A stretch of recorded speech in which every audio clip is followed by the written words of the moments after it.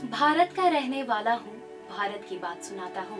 यह शब्द सुनते ही हमारे दिमाग में एक ऐसा नाम आता है जिसने भारतीय सिनेमा को देशभक्ति की प्रेरणा दी और उसे न केवल बड़े पर्दे पर बल्कि दर्शकों के दिलों में भी छाप छोड़ी। नमस्कार, आप देख रहे हैं इंडिया प्लस टीवी और मैं हूँ आपके साथ कृष्णा गुप्ता। आज हम बात कर रहे हैं हिंदी सिनेमा के मशहूर अभिनेता, निर्देशक, गीतकार और संपादक मनोज कुमार की, जिन्होंने न केवल अपनी फिल्मों के जरिए देशभक्ति की भावना को जगाया बल्कि भारतीय संस्कृति और समाज के मुद्दों पर काम कर लोगों के दिलों में अपनी जगह भी बनाई। भारत की कहानी अपने अंदाज में बताने वाले मनोज कुमार लंबी बीमारी के बाद दुनिया को अलविदा कह गए। मनोज कुमार का फिल्म जगत में आना महज एक संयोग नहीं था। उन्होंने फिल्मों के जरिए अपने देश के प्रति अपनी भावनाओं को व्यक्त किया और दर्शकों के दिलों में अपनी एक अलग पहचान बनाई। 80 के दशक में जब बॉलीवुड में मुख्य रूप से कमर्शियल और रोमांटिक फिल्में बन रही थी, तब मनोज कुमार ने देशभक्ति और सामाजिक मुद्दों पर आधारित फिल्मों का निर्माण किया। मनोज कुमार ने स्वयं इस बारे में कहा था, जब आदमी भूखा होता है तो वह जो सामने आता है वही खा लेता है, लेकिन जब उसकी स्थिति पटरी पर आती है तो वह सोचना शुरू करता है। इंसान सिर्फ सोचता है, लेकिन करवाना ऊपर वाले के हाथ में होता है। समाज हमें बहुत कुछ देता है और यह हमारा फर्ज बनता है कि हम भी समाज के प्रति कुछ अच्छा करें। मनोज कुमार की कई फिल्में आज भी हिंदी सिनेमा की कल्ट मूवीज मानी जाती है।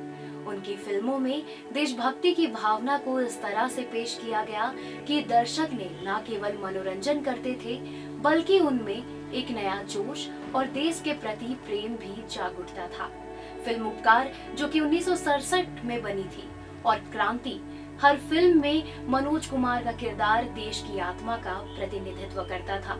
इसके अलावा फिल्मों में उनके द्वारा निभाए गए किरदारों के नाम भी अक्सर भारत होते थे, जैसे कि उनकी फिल्म भारत और पूरब और पश्चिम। उनकी फिल्में न केवल बॉक्स ऑफिस पर सफल रही बल्कि दर्शकों के बीच गहरी छाप भी छोड़ गई।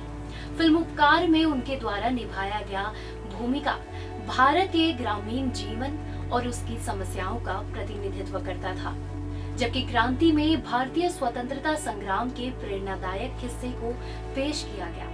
इन फिल्मों के जरिए मनोज कुमार ने समाज और देश को जागरूक करने का काम भी किया। मनोज कुमार तब 10 साल के थे जब उन्होंने अपने 2 महीने के भाई को अस्पताल में दम तोड़ते देखा था। मां के इलाज के लिए वे डॉक्टर से भी भिड़ गए थे और उसी घटना के बाद उनका परिवार पाकिस्तान छोड़कर दिल्ली आ पहुंचे। जब मनोज कुमार दिल्ली आए तो किसी तरह अपनी पढ़ाई पूरी की। फिल्मों का शौक था तो पहुंच गए स्टूडियो।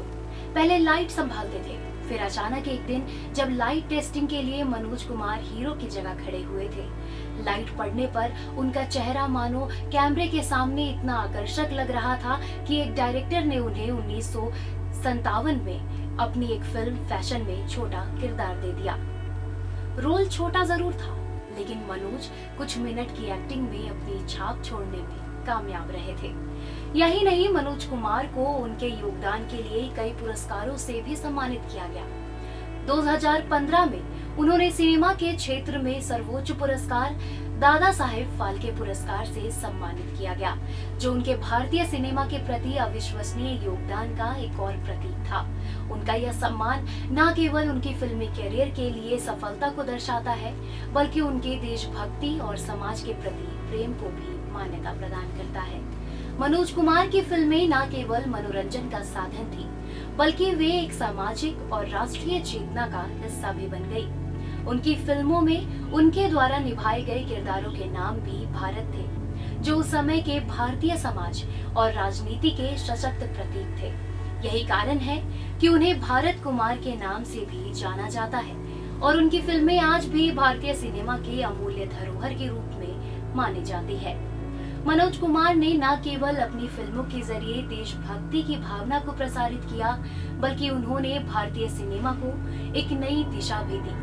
उनका फिल्म सफर और उनकी सोच हमें यह सिखाती है कि सिनेमा सिर्फ मनोरंजन का माध्यम नहीं है बल्कि यह समाज को जागरूक करने और सकारात्मक बदलाव लाने का एक सशक्त उपकरण भी है। धन्यवाद।